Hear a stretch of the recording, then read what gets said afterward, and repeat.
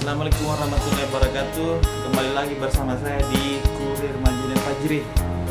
Nah, video kali ini saya akan buat tutorial cara untuk bikin sebuah stand atau dudukan kamera atau di helm.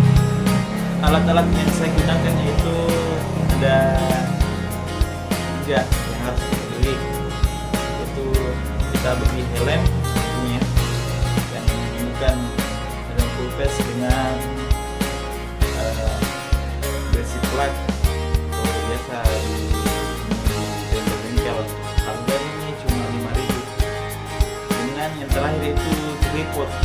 Kebetulan tripod itu dipakai untuk rekam, jadi sudah diperlihatkan dulu. Nanti cara bikinnya nanti kita perlihatkan.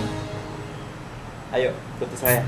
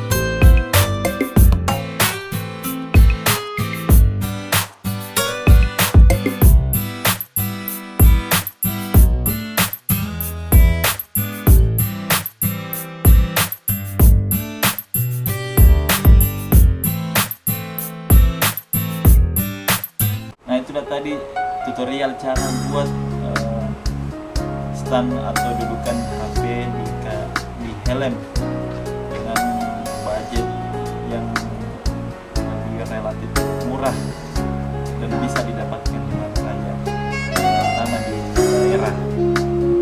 Nah, ini hasilnya. Nah, lumayan. Bisa kamu coba.